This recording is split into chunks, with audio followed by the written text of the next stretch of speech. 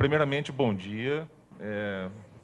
Bom dia, quero agradecer imensamente, primeiro, às autoridades presentes, o pró-reitor, a secretária, enfim, a Jaina, esse poço de carinho aqui, de amor, né, incomensurável, Lucília, por esse carinho e dizer para vocês que elas são muito exageradas a meu respeito, que isso não é bem assim. É muita honra poder ser patrono de um evento como esse, feito com tanto carinho e seriedade por elas, né? E é o nosso segundo encontro, né? Esse primeiro, que eu tive... Onde que aponta mesmo a luz?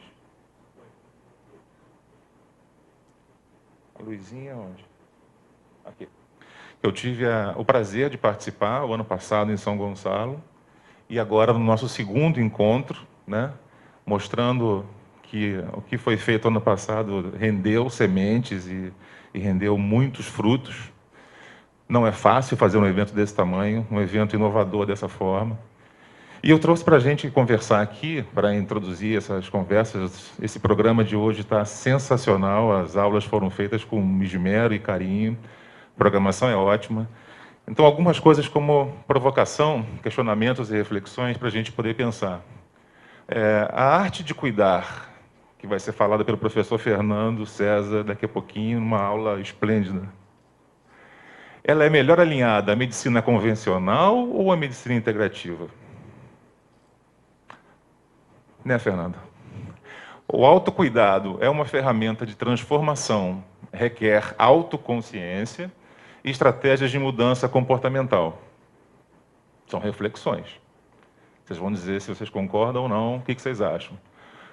Propósito de vida. Sem ele não há saúde nem felicidade genuína. Devemos usar terapias alternativas ou integrativas no cuidado da saúde? O que vocês acham? Vocês são a favor? Quem é a favor das terapias alternativas no cuidado de saúde, levanta a mão. Tá, agora quem é a favor das terapias integrativas no cuidado da saúde?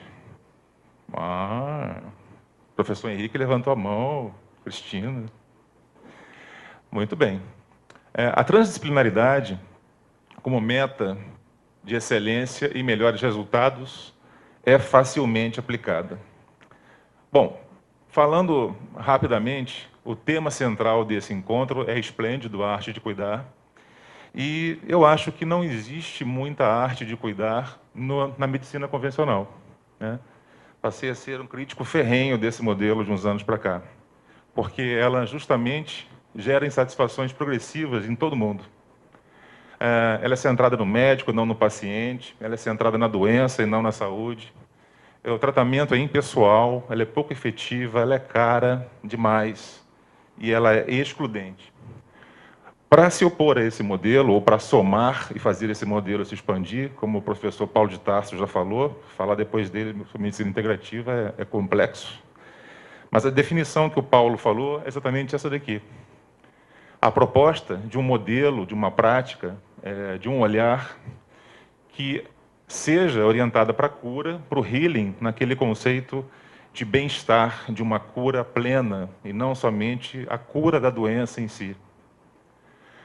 Tendo como foco o cuidado do paciente, esse paciente no centro do cuidado, de uma maneira completa, mente, corpo, espírito e estilo de vida. Enfatiza o relacionamento terapêutico, como ele falou, empregando todas as terapias adequadas para cada caso, sejam convencionais ou complementares, baseadas nas evidências científicas. E esse modelo ele é bem resumido nessa roda aqui, né? Onde a roda da medicina integrativa ela não exclui, ela não deixa de ter nenhum tipo de participante nesse cuidado, né?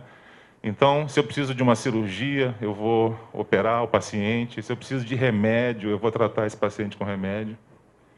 Se eu preciso de terapias herbais, ou se é o caso utilizar terapias herbais, porque o paciente requer isso e é apropriado para ele. A nutrição, o estilo de vida e comportamento, as terapias mente e corpo, as terapias energéticas, chamada medicina energética, e as terapias de manipulação do toque.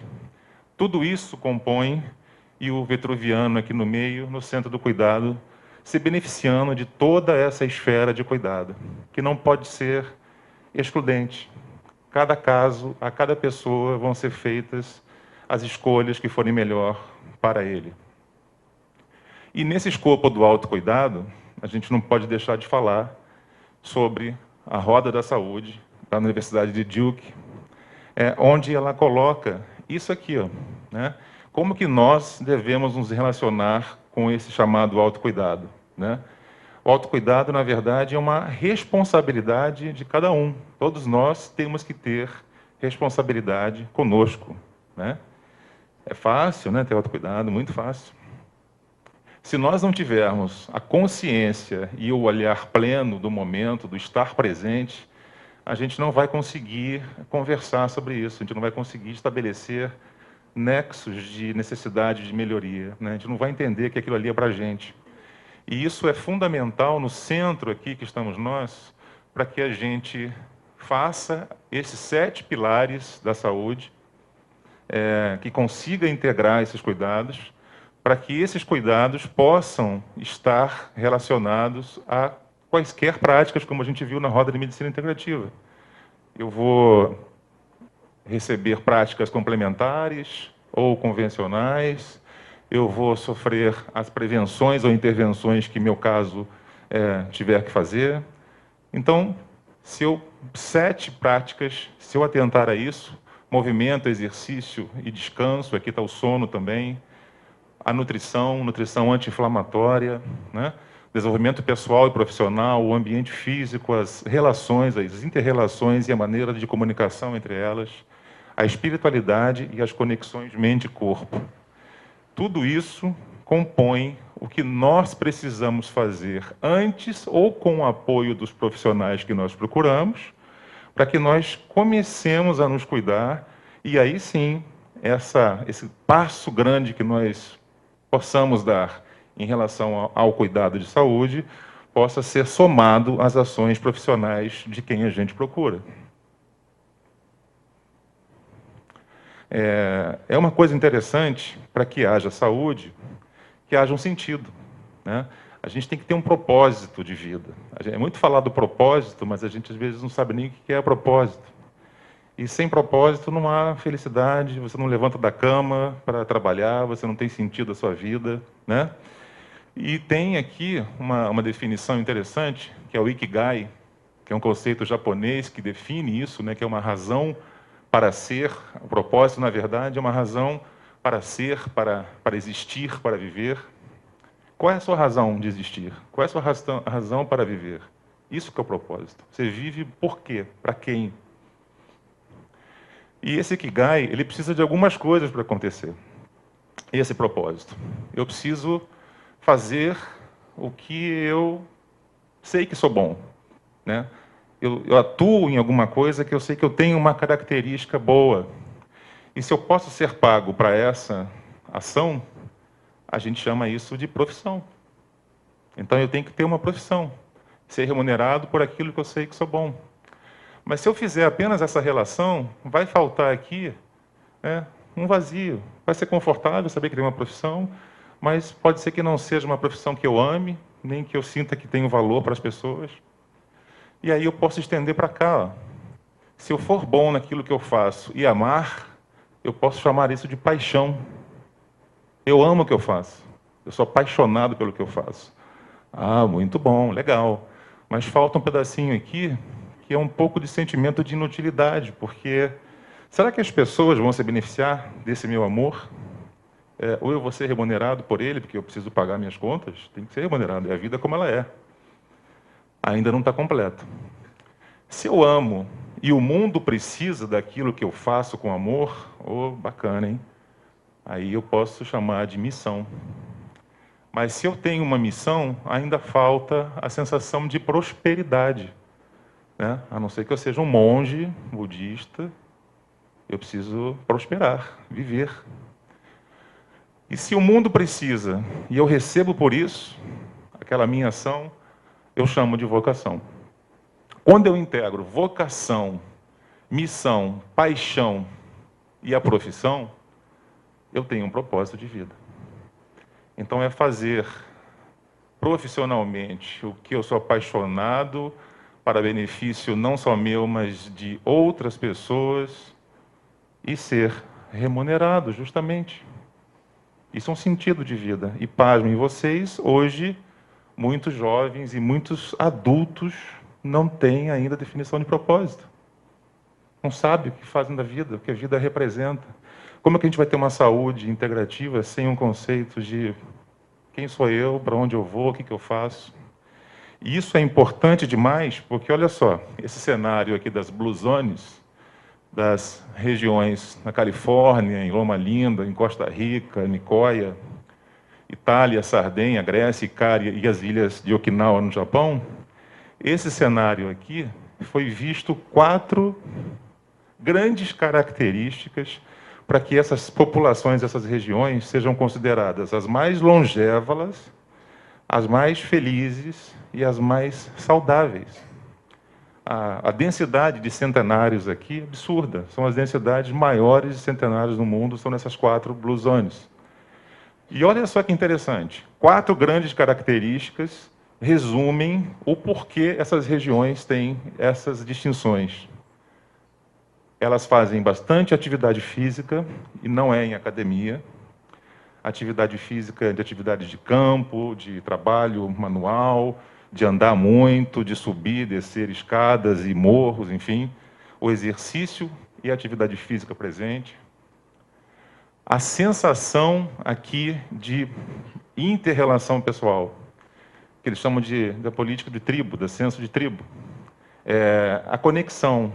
Essas pessoas nunca estão sozinhas. Elas sempre se relacionam em comunidade de uma maneira muito forte. Vizinhos, um vai na casa do outro, um ajuda o outro, um apoia o outro. Tem reuniões para conversarem, seja religiosas ou não. Elas se encontram, elas se conectam. Elas comem bem e pouco. Olha que ensinamento, hein? E olha o propósito aqui. Elas têm uma política de propósito. Elas sabem o que elas querem, elas amam, elas são apaixonadas, elas ajudam o próximo. Então, o propósito, junto com o exercício, junto com a conexão com outras pessoas e a alimentação, são fundamentais para viver mais e bem. Não adianta viver mais se não tiver qualidade de vida. Se uma prática convencional, não convencional, ao modelo médico, e a gente está falando aqui de práticas integrativas e complementares nesse evento, ela for associada a esse tratamento, essa prática será chamada de complementar. Porém, se ela for utilizada em substituição ao tratamento convencional, ela é chamada de prática alternativa. Portanto, num modelo de saúde que a gente aprendeu, que a gente pratica, enfim, não devemos chamar de terapias alternativas ou práticas alternativas, porque a gente está excluindo um cuidado que até prove o contrário ainda em evidências, ele chamado de convencional, ele não deve ser preterido. É eu colocar todas as práticas e terapias possíveis baseadas em evidência dentro de um modelo convencional. Então, essa é uma visão importante. São várias as categorias dessas terapias, com bases biológicas, manipulativas, mente-corpo, medicina tradicional, energia se relacionando com a medicina convencional. E, óbvio, onde que você faz isso de melhor? Né? Tá aqui, ó. A Einstein faz isso desde 2007, do ponto de vista assistencial, são 12 anos apenas. E, em relação ao ensino, o Fernando estava me atualizando, está na 12ª turma, começando em 2013, essas pós-graduações que nós fizemos aqui, Lucília, Jaina, eu e muitos outros que estão aqui, tendo também no Hospital Sírio, desde 2008, na Unifesp, e hoje alguns outros centros também, especialmente com ligas acadêmicas e universidade, a UF, né? E vários outros centros crescendo, graças a Deus, em relação a isso. Um bom local para que vocês se informem, tenham noção correta, né? Existem muitas fake news em internet, muitas publicações que a gente não sabe a qualidade. Então, entrar no site do NIH, e especialmente na página dos cuidados em terapia integrativa, né? National Center for Complementary Integrative Health, né? Então, isso de 2017, 18, se eu não me engano, foi mudado o nome de Medicina Integrativa para Saúde Integrativa, nome que hoje o Einstein também assume na sua pós-graduação. Não é mais Medicina Integrativa, mas sim bases na saúde integrativa e bem-estar. Aqui, entrem, procurem saber sobre a pós, busquem uma formação de qualidade e para terem referência, né, naquilo que vocês fazem, quem ainda não tiver. E por último, se a gente está aqui trabalhando sozinho, né, eu sou cardiologista, né, aí vou lá, sou fera, saber, médico bom, sozinho não faz nada, né? Então, cada um de vocês procura se juntar, procura fazer uma corrente, uma união, uma conexão. Mas aquilo que a gente achava que era muito bom, a multidisciplinaridade, ela também não basta. Aqui, ó, separado, cada um trabalhando ao lado do outro, mas sem se falar, sem beneficiar o paciente. É melhor do que a de cima? É, mas ainda não é o objetivo. Lembra que não há hierarquias entre as diversas ciências que são envolvidas. Todas devem trocar conhecimento e obter propriedade sobre a área do outro. Respeitada a responsabilidade técnica, visando obter uma ótica sistêmica do cuidado para o bem-estar do paciente. Então, daí vem o conceito de interdisciplinaridade, que o professor Fernando dá um curso inteiro sobre isso. Eu não vou falar isso em 2 minutos, mas que mostra que já começam a ter interfaces interessantes, que a gente vai ver no próximo slide melhor. Conexões entre as áreas, as disciplinas. E o nosso sonho, né, nossa meta fantástica de um dia conseguir é trabalhar dentro do conceito de transdisciplinaridade. Talvez aqui tenha assim, um pouco mais de lucidez aqui em relação ao que é. Dá para ver melhor. Então, quando a gente tem áreas diferentes, e aqui poderia estar escrito medicina, nutrição, terapeutas, enfim, quaisquer que sejam as práticas, quando eu tenho mais de uma, né, eu estou conectado aqui no conceito de multi ou interdisciplinaridade, a interdisciplinaridade, eu vou ter uma zona de interseção, de ligação entre essas diversas disciplinas, onde eu vou definir problemas sobre aquele paciente ou aquele cliente que eu estou vendo, e a gente vai compartilhar métodos para resolver. Só que ainda, cada política vai ser ainda individual. Eu já começo a conversar, já começo a trocar informações, mas eu ainda não estipulo isso aqui. Aqui eu tenho cada um a sua política, eu compartilho e defino algumas estratégias apenas comuns. Na transdisciplinaridade, o grande ganho é que a gente se conecta de verdade. A gente cria um único modelo de compreensão, de tratamento proposto, de método proposto, para cuidar daquele paciente. E esses diferentes players, né, esses diferentes terapeutas e profissionais, eles se beneficiam do conhecimento do outro, eles adquirem o conhecimento do outro. Eu te passo um pouco do meu conhecimento a respeito daquele caso, você aprende, você me passa o seu, a gente passa para ela, ele passa para o outro. Então, enriquece o saber. Então, aí a gente volta, né, à nossa slide inicial.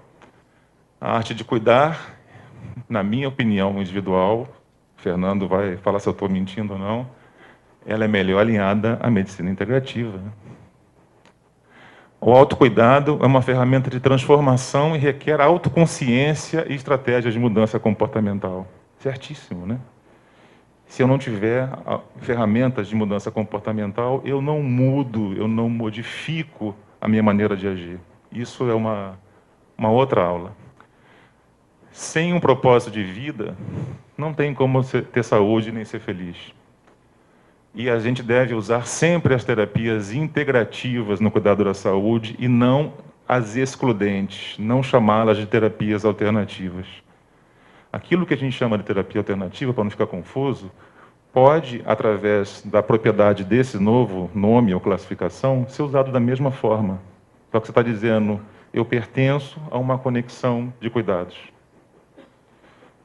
E a transdisciplinaridade como meta de excelência, ela não é fácil de se aplicar.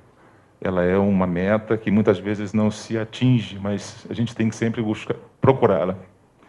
Por último, essa frase, que eu acho que ela já é bem corriqueira, mas traduz aquilo que eu penso e tento viver. Quando você cuida de uma doença, você pode ganhar ou perder. O paciente morre, o paciente não é curado, né? Mas quando você cuida de uma pessoa, não tem como não vencer. Muito obrigado.